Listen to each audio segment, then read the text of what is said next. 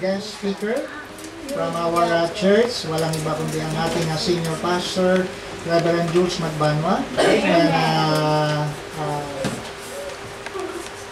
And as we welcome our pastor to preach the word, lahat po tayo magsitayo as we give reverence to the man of God and to the word of God. So, Pastor Jules. Maraming salamat po, Pastor Manuel, at sa lahat po ng ating mga kapatiran at sa inyong family. Purihin po ang ating Panginoon. Amen. Amen. So, habang kayo po ay nakatayo na, babasahin na po natin ang ating text, and then meron po tayong maikling prayer, at babati rin po pala sa inyong ipag-pray.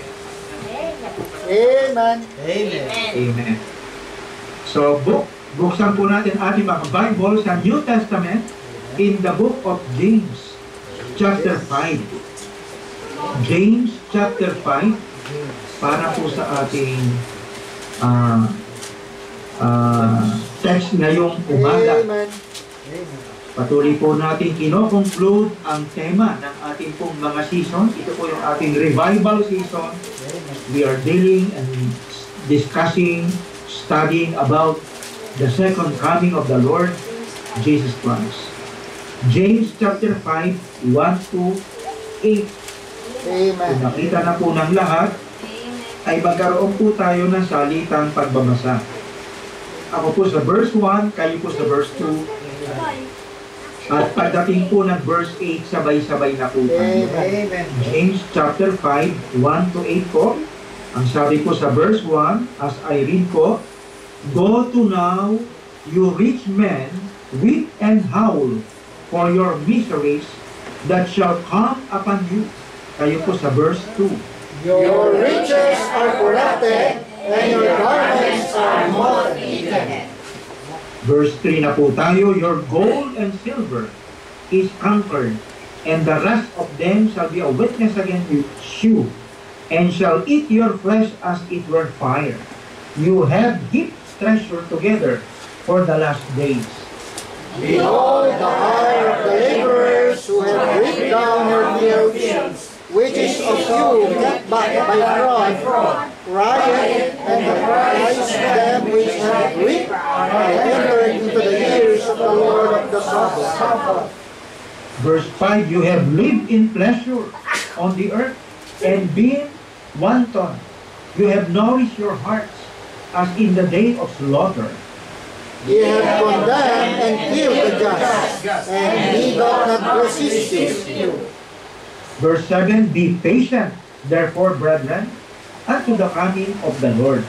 Behold, the husbandman waited for the precious fruit of the heart, and had long patience for it, until he received the early and latter rain. Verse 8 po, Be also patient, establish your hearts, for the coming of the Lord draweth nigh. Pagpalain po ng Panginoon ang pagbabasa ng banal na kasulatan. Tayo pong lahat ay yumuko at tayo po'y pumikit. Ang maraming banal na makapangyarihan sa lahat, napakaraming pagpapasalamat po ang nais namin ipaabot sa inyo.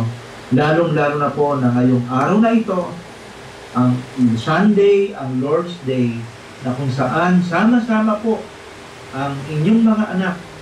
Kami po sa Landmark Bible Baptist Church bilang Italy Mission ay binigyan mo muli ng pribilehiyo na maglingkod at sumamba sa inyo. Kaya pagpalain niyo po, Panginoon, ang lahat ng programa na nakahanda, at higit sa lahat, pagpalain niyo po ang aming pag-aaral ng inyong mga salita. Tanging ang banal na Espiritu ang umabot po, Panginoon, ng aming pangangailangan at magbago ng aming buhay, pagpatatag ng ating pananampalataya.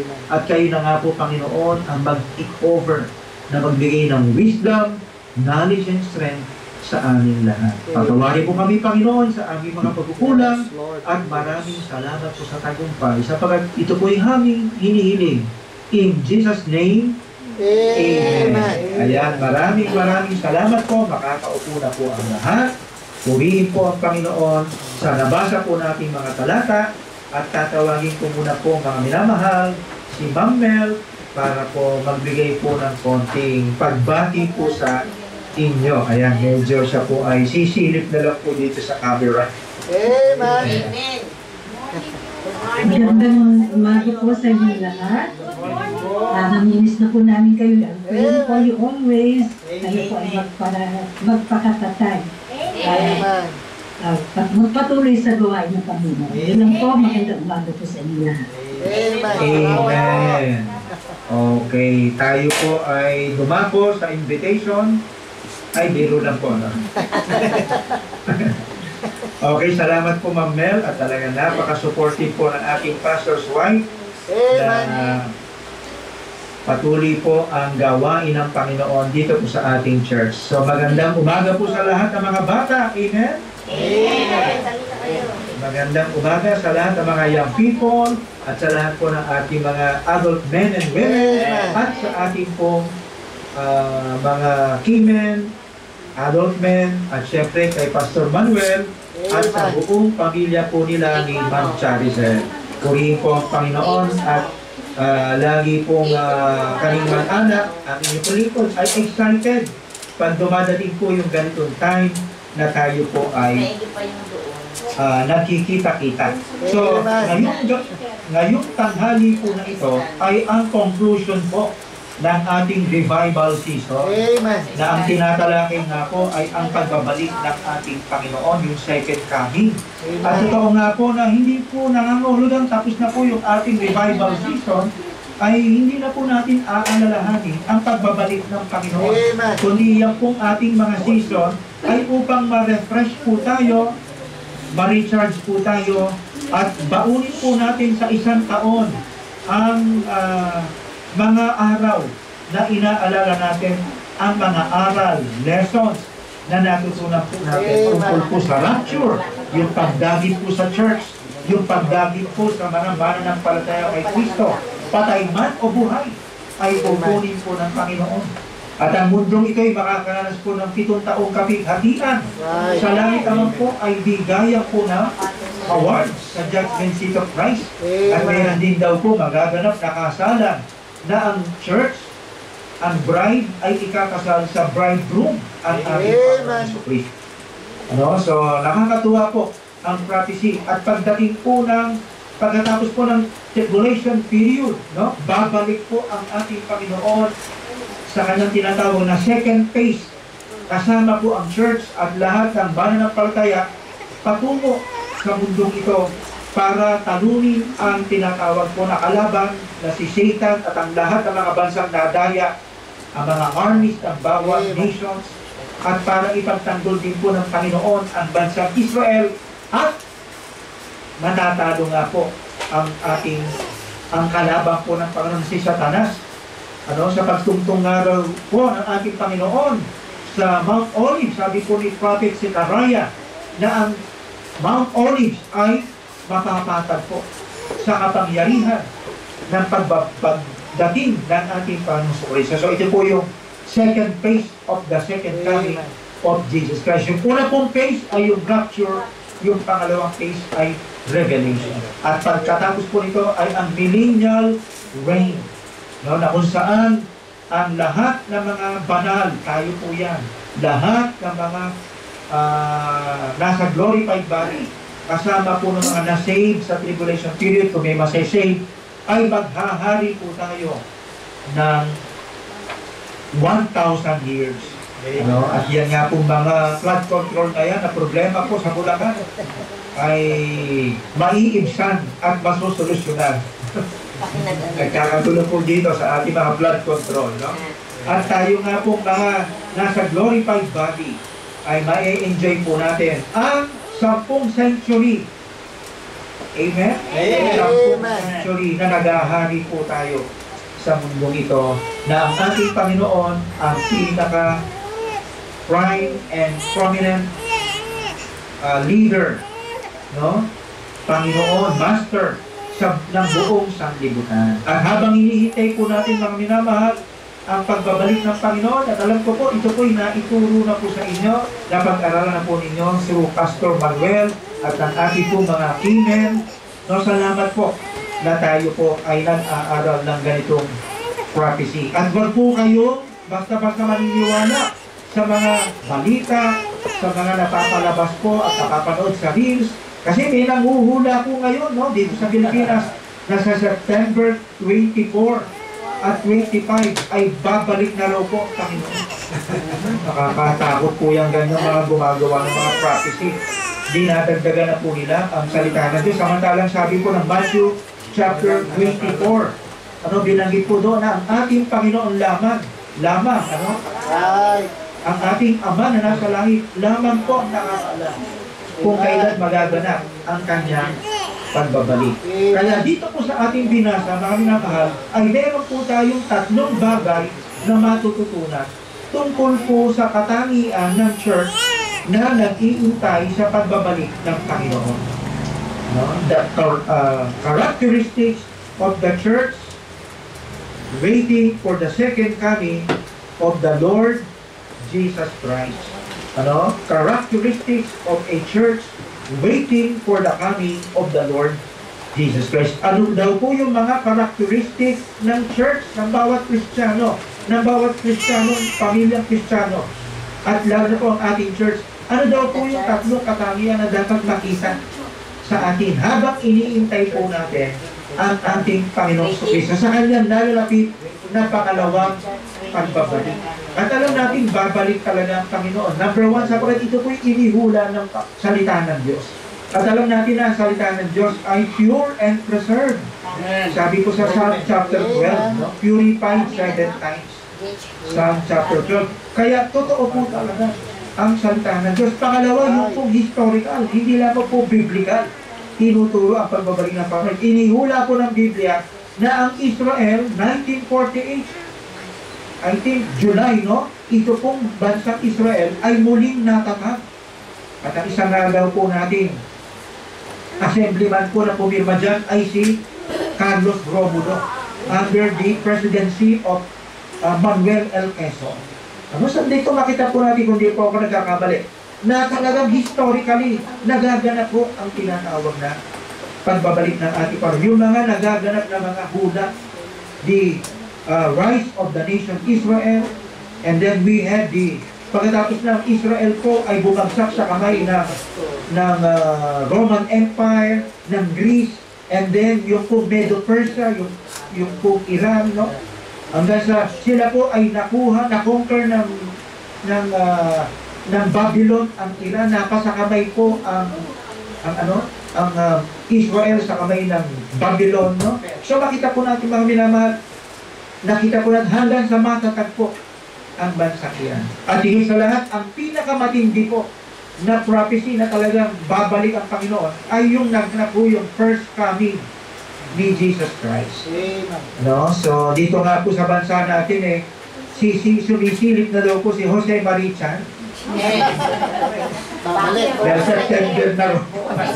So tayo po mga Baptist hindi po tayo masyado nagse-celebrate ng Christmas. Bagamat iba sa inyo, may mga dekorasyon, may mga awitin. Kasi naniniwala po tayo na hindi lamang dapat pahalagahan yung okasyon. Ang pinapahalagahan natin, yung may-ari ng okasyon. No?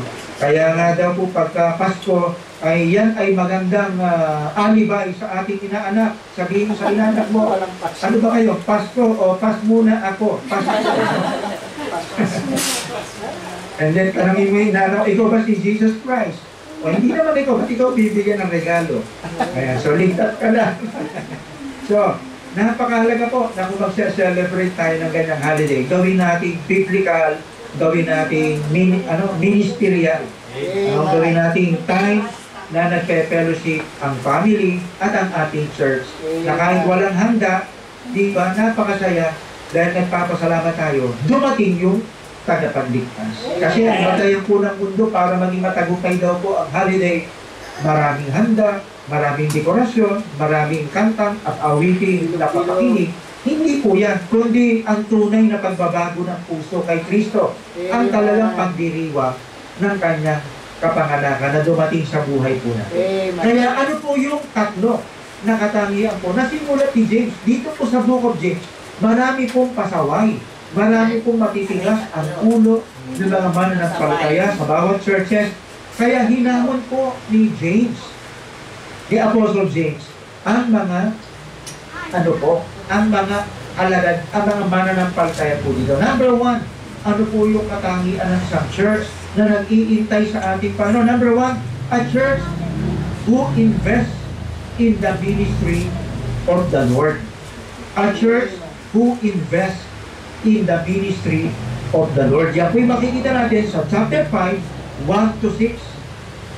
Ano po ang sabi sa verse 1? Go to now, you rich men, weep and howl for your miseries that shall come upon you. Your riches are corrupted, and your garments are moth eaten.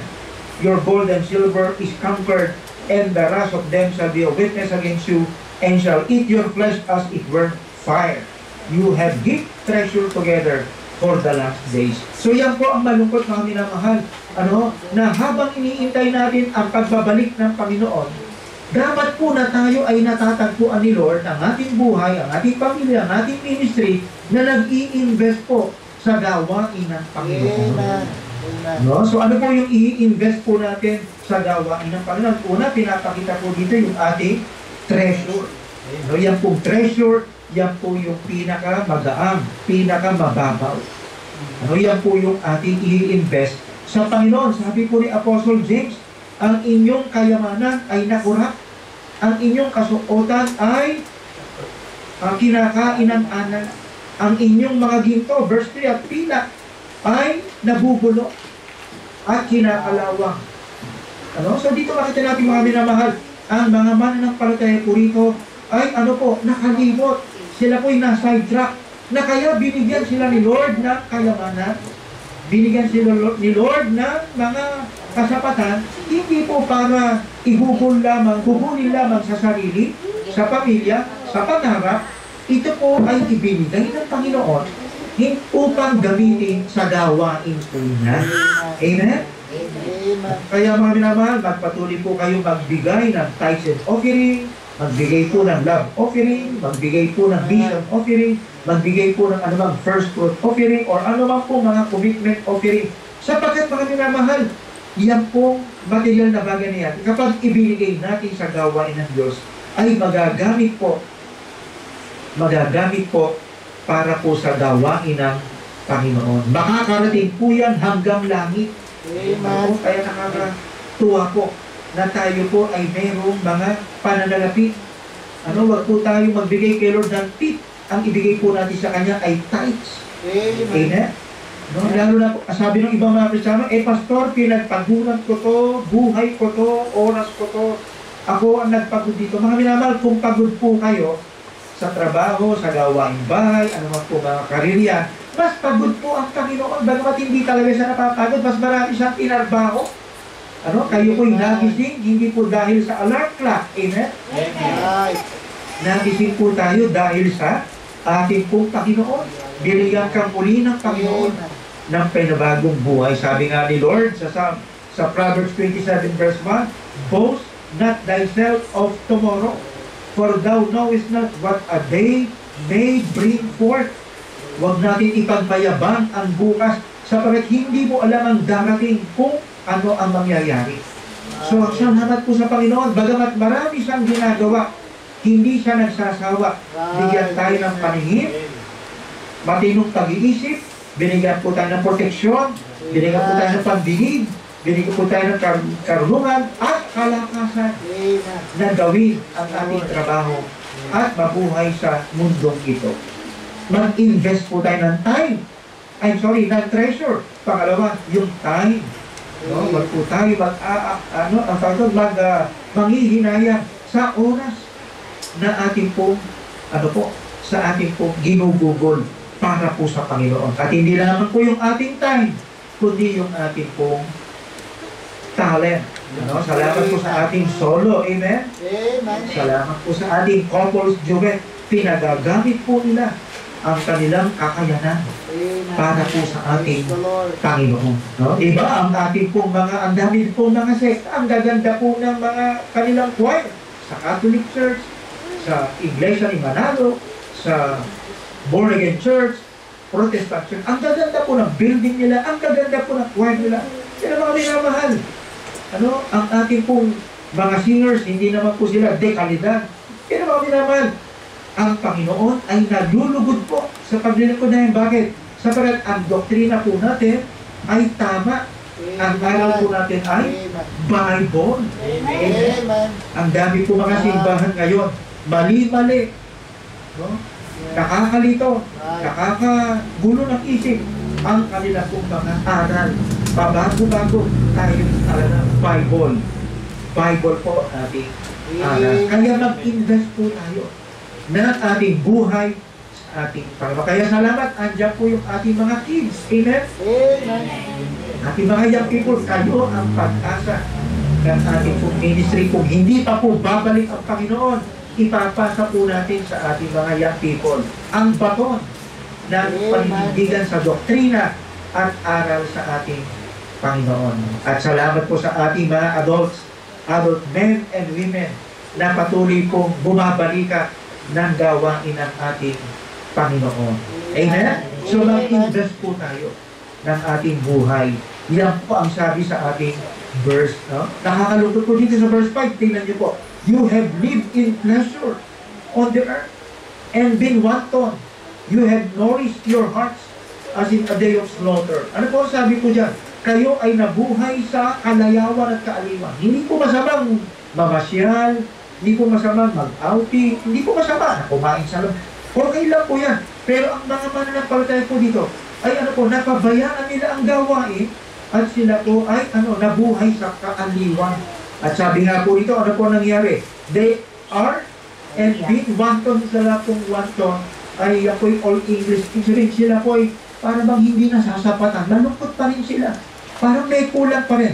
Kasi nga po, ang mundo, hindi po nila alam na when you have Jesus Christ in your heart, in your life, you have everything. Amen. Nasa atin na po ang lahat. No? Tayo mga mister ay talagang tuwa-tuwa na po tayo, blessed na po tayo, binigyan po tayo ng Panginoon ng ating may bahay. Amen? Hindi po sila dapat ituring na kasambahay. Dapat sila po ay may bahay. Mabigat nga po yung isang pastor, sabi niya, ang aking misis hindi lang may bahay. Ang aking misis ay may-ari ng bahay. So, totoo naman po yan. Kaya napakahalaga po.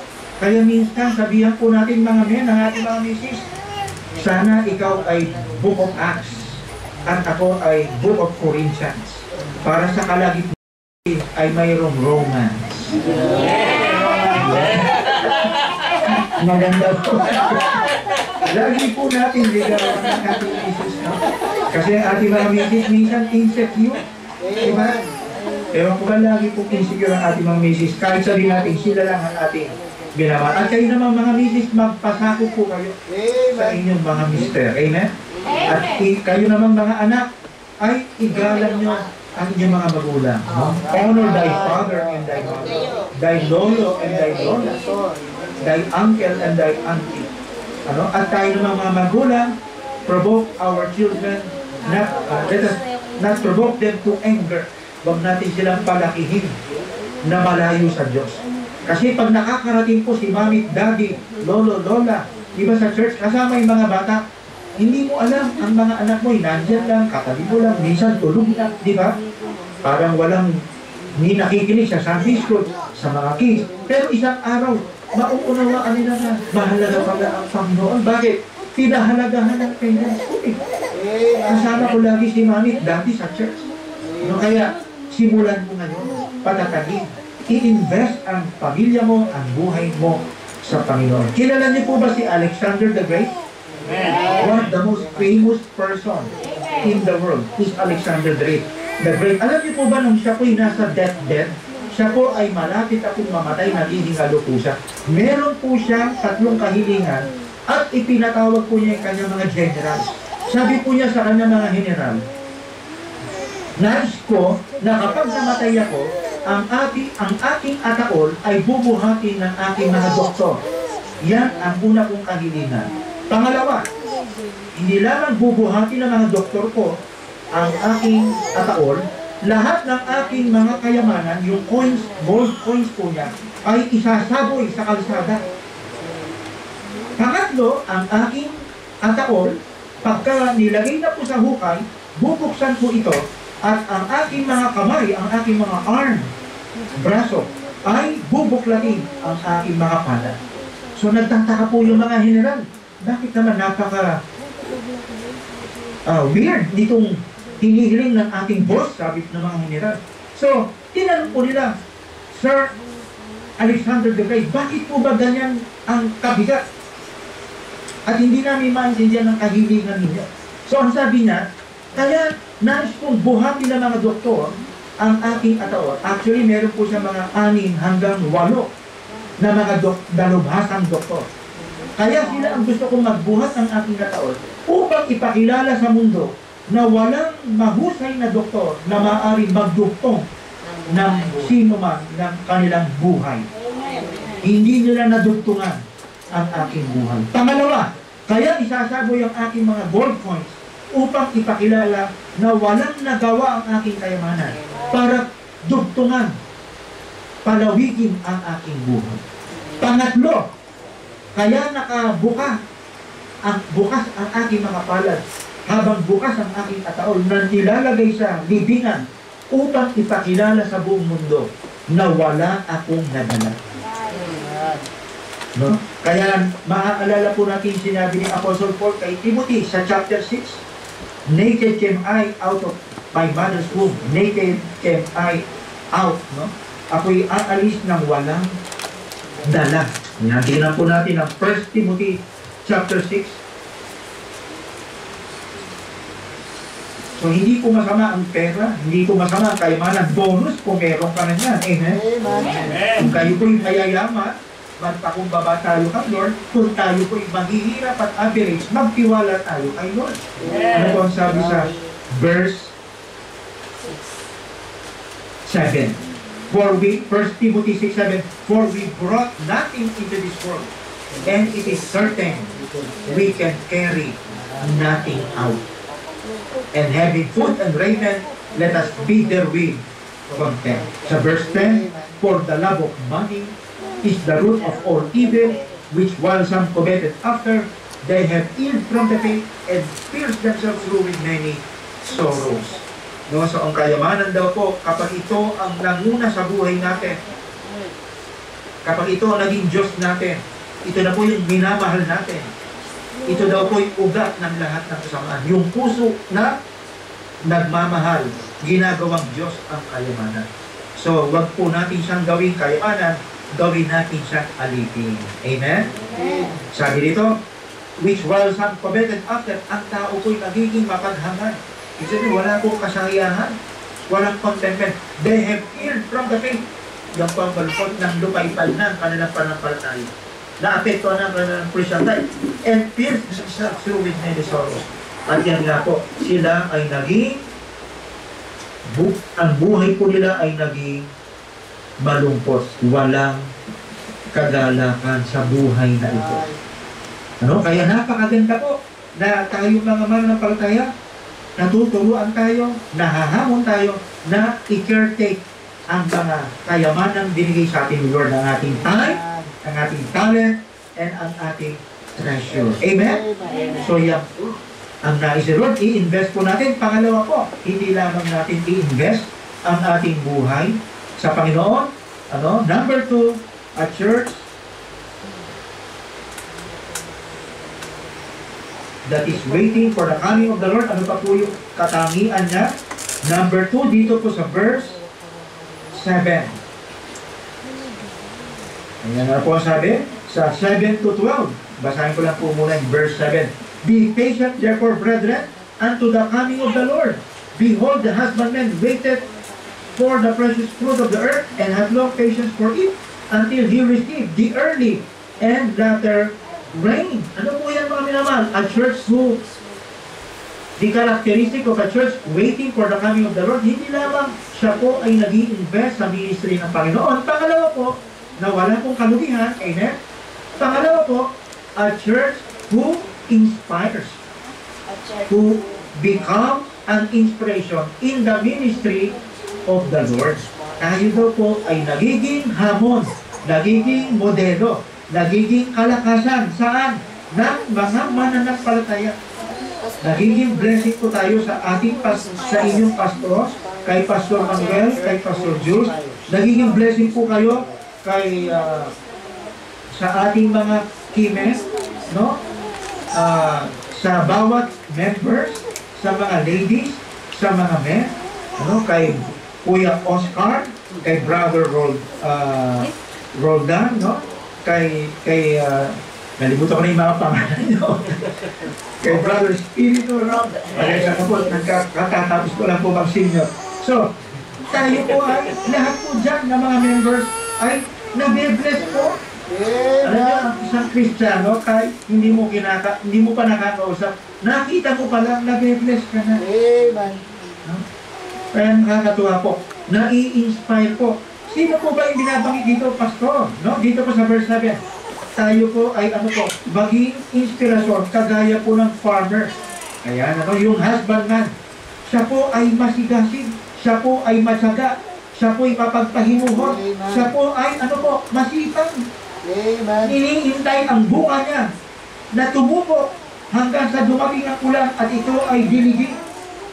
Kaya ganun pala dapat po ang mga mananampalataya. Hindi tayo napapagod. Amen. Maglingkod kay Lord. Amen. Dahil sabi nga daw po, pag lumalakas po ang amen, umiikli ang mensahe ng mga pastor.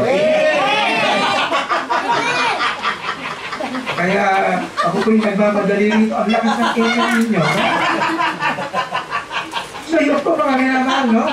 Tayo po ay maging matyaga, no? Sa pagbabalik na. Alam niyo mga minamahal, salamat. Our labor is not in vain in the Lord. Yan po ang sabi. Sa 1 Corinthians 15:58. Hindi po ba?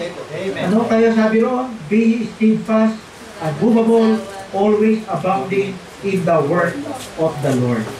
Pag sinabing in the work of the Lord, hindi po in the work of Pastor Manuel, in the work of Pastor Jules, in the work of just our church. Hindi po. Ang gawain ni Lord ay gawain niya. Tayo lamang po ang pinagkatiwalaan. Na huwag po tayo maglilingkod sa tao. Maglingkod po tayo sa Panginoon. No? So, hindi nawawala ng kabuluhan ng ating paglilingkod. Alam nyo, ang dami pong corona ni Lord na ibibigay. Sino-sino po mga, ano-ano po yung mga corona? Sa 2 Timothy 4:11, ay chapter 4 verse 10, crown of righteousness. Yan po ibibigay sa mga nag-aasam sa pagbabalik ng Panginoon.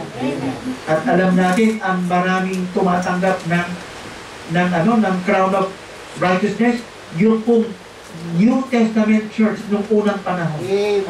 At malamang yung ating church po ay mabigyan po. Bakit? Kasi lagi tayo merong pag-aaral tungkol sa pagbabalik ng Panginoon. Inaasam natin, imagine yung panahon ng mga alagad, New Testament church, pinangangaral na po nila ang second coming. Ang tagal na po nila mag-iintay. Mga minamang, ibig sabihin sila po ay talagang isa sa mga recipient ng crown of righteousness. Pangalawa, crown of rejoicing. Ano po yan? 1 Thessalonians chapter 2:19. Ano po yan? Sa mga nag-aakay ng kaluluwa. Sa mga nagbibigay ng trust. Sa mga nagbibigay ng mission support. Blessing po yan. Kaya pag uwi ko sa bahay, magdala kayo ng tracts, mag-invite tayo, mag-share tayo sa group chat, mag-post po kayo sa Facebook ng mga evangelistic verses. Amen? Amen. Sana naman po ang masave. At tayo daw po may corona ng kagalakan. Ano pa po? Crown of life. James 1:12. Ito daw po, crown of life ay sa mga nagdusa sa mga problema at pagsubok. At hindi lamang nagdusa, nagtagumpay sa mga problema. No? Hindi laging hadlang para po tayo ay maglingkod sa Panginoon. Yung mga persecution na yan. No? So marami pong mga Kristiyanong nausig, pinatay. No? Kagaya nga po nung ating kaibigang pastor dito ng taga Pampanga, si Pastor Jeremy, ipinasara po yung orphanage. Dahil lamang po sa 2 bata na nag-report ng child abuse na 8 taon na po yung orphanage, pero ito po ay wala namang child abuse. Ayon po dun sa pastor na missionary na Amerikano. At ngayon, siya po ay subject for deportation pagkatapos po niyang makulong. So dito makita natin mga minaman, meron pong crown of life. Diba? Lahat po tayo ay marami pong pagdurusa. At I believe lahat po ng mga OFW, lahat po ng mga mananampalataya, Pilipino na nasa abroad, akala ng mga kamag-anak ninyo natin, diba? Akala ang buhay natin sa ibang bansa ay maginhawa, akala na ang buhay ay masaya. Bagamat pagkaminsan, totoo po yan, pero maraming pakikibaka, maraming pakikihamo, at pagtayo, paninindigan sa pananampalataya. Amen? Amen. Kaya salamat po mga kapatid, no? At alam niyo mga minamahal, isa po sa aming laging pinagpe-pray ang ating pong mga kapatiran diyan po sa Milan. Sapagkat alam po namin bagamat kayo nasa first world country, napakabigat po ng inyong undertaking. Napakabigat ng inyong challenges po diyan. Much more dito po sa third world country. Dahil marami pong tinatapos mga pagsubok din po na kayo'y nararanasan. Kaya napakaganda po, may crown of life at meron din po incorruptible crown. 1 Corinthians 9, 25 to 27. Ano po itong incorruptible crown? Yung mga nagtagumpay sa mga kahinaan, sa mga tukso ng laman, sa tukso ng kamunduhan. Ano po? So dito nga po sa ating church, ang isa po sa problema po ng isang nanay po natin na member, sabi niya, Pastor, pag-pray niyo po ang pamilya namin. Bakit po sis? Kasi po yung isa ko pong anak, natuto pong manigarilyo. Natuto pong mag-bake. Eh alam niyo naman po yung bake, pwede mong itago yan kung saan-saan. Ano? So, sige ipag-pray natin yung anak mong binata. Napapagtagumpayan po yan. So totoo po yan. Ang mundo po natin, maraming tukso. Magsugal tayo, uminom tayo, magbarkada tayo. Hindi po masama ang barkada, pero pipiliin mo lang yung alam mo, maaaring maakay mo sa Panginoon. At alam mo, matapat na kaibigan. Andiyan po ang mundo. Ano, pornografiya, lahat po naked. No? So, tayo po ay mayroong laman na mahina. Pero pag ito'y napagtagumpayan po natin, mga minamahal, tayo po ay tatanggap na incorruptible crown. Amen? At sa 1 Peter 5, meron din po crown of glory. Ito po ay corona sa lahat ng mga humawak ng ministry. Maaaring ito po yung mga pastor, ito po yung mga servant na pinakatiwala ng mga ministries, choir director, no? Lahat po ng mga tumayo sa likod ng pastor, bumatak sa programa ng pastor. Kaya nakakatuwa po na patuloy po na tayo pala ay maglingkod kay Lord dahil napakahalaga po na tayo ay maging inspirasyon. Amen? Tayo po ay inspirasyon. Ibig sabihin tayo po ay nagiging hamon, nagiging modelo. Totoo nga po na ang mga mananampalataya, tayo po ay asin ng sanlibutan. Tayo po ay mga ilaw ng sanlibutan. Naalala ko po yung kwento tungkol kay Charlie Chaplin. Kilala niyo po siya, no? 19th centuries. Isa sa mga sikat na artista. At saka si Albert Einstein. Yung pong buhok ay buhaghag na kulay puti na. Nakita po sila. Nagkausap po si Charlie Chaplin at saka si Albert Einstein. Ang sabi po ni Albert Einstein, Mr. Chaplin, I would like to say to you that I admire you. And so many people from the walks of life, sa buong mundo, ikaw ay kinikilala, no? Ina-admire sa kanya pong pagiging artista.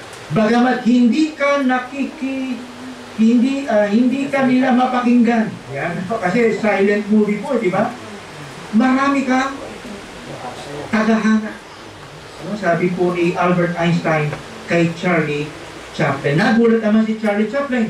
Ang dami ko palang commendation dito kay Albert Einstein. Ang sikat na scientist. Sabi ni Albert Einstein, kahit hindi ka namin naririnig, ikaw ay aming naiintindihan. No? Ikaw ay nakapagbibigay na ng aliw sa mga manonood. Alam nyo, sumagot naman si Charlie Chaplin, Mr. Einstein, ikaw rin ay aking ina-admire. At alam kong ang buong mundo ay humahanga sa iyo. Bakit? Bagamat hindi ka namin maintindihan sa iyong mga pinagsasasabi. Sobrang talino eh, no? Hindi natin maintindihan mga formula na. Maraming mga taong humahanga sa iyo. So, alam niyo, yung dalawa na yan talagang admirable. Pero mga minamahal, ang pinaka-admirable po sa harapan ng Panginoon ay yung mga anak ng Diyos na naglilingkod ng tapat at nagiging inspirasyon po tayo sa harapan ng Panginoon at sa harapan ng mga kapatiran. Amen? Amen. Kaya pa nag-meeting po kami ni Pastor Manuel every other week, ang pinag-uusapan po natin yung ginagawa po ninyo sa gawain ng Panginoon. At talagang tumataba ang aming puso, lumulundag na mayroong mga kapatirang sumusuporta po sa gawain ng Panginoon. Pangatlo po, ang katangian ng mga ng church na nag-iintay kay Lord, dapat sa biyaya ni Lord, nag-i-invest tayo ng ating buhay sa gawain ni Lord. Pangalawa, na giging inspirasyon po tayo, kagaya po ng magsasaka. At may binanggit pa nga rito, si Job, hindi na natin nabangit, no? Si Job sa verse 11, talaga naman nagtiis si Job sa mga pagsubok. And then dito po sa verse 12, pataas, binabanggit po dito yung tinatawag na involvement in the ministry of the Lord. Ang isang katangian na nag-iintay na church sa pagbabalik ng Panginoon, yung pong nag-i-involve, hindi lamang po nag-i-invest, nagiging inspiration, kundi nag-i-involve sa gawain po ng Panginoon. Dito po, binabanggit po rito yung karamdaman, di po ba? May mga sakit po yung mga kapatiran. Lahat po ng mga miyembro ay concerned sa fellowship, sa bonding ng gawain po ng Panginoon. Sila po sama-samang nananalangin dito. At sabi nila, tawagin natin si Pastor. Sa verse 14, let them call for the elders of the church, yung po mga pastor. And let them pray over him, anointing him with oil. Verse 14 po ito, in the name of the Lord. So, nagkakaroon po ng involvement, attachment po. Nagkakaisa po ang church saan? Sa gawain po ng Panginoon. Talagang sila ay katawan ni Kristo. Pag sinabi kong katawan, hindi mo pwedeng iiwalan. Kasi pag ang kamay, iniiwalay mo sa katawan, mangingitim siya. Bakit? Kasi yung ugat na nagko-connect sa kanya, sa katawan, na nagpapadaloy ng dugo, mapuputol po. Kaya siya po'y manghihina, siya po'y manlalata, at mangingitim, manlalamig. So, nandun po yung involvement sa verse 10. Confess your faults one to another. Hindi lamang po sila nagdadamayan, sila po ay nag-uunawaan, magpatawaran tayo sa ating mga kasalanan. So, kasi nga po, iba-iba po ang mga, iba-iba po ang mga members sa church. May mayayaman, may mahihirap, may nakapatara, may hindi aral. May mga bata, may mga may edad, may mga Ilocano, may mga Italiano. Sabi nung isang member, ano po ba pastor yung Italiano? Siya ay Ita na Ilocano. Italiano. Biro lang. May Bisaya. May taga Mindanao. So, iba-iba po eh.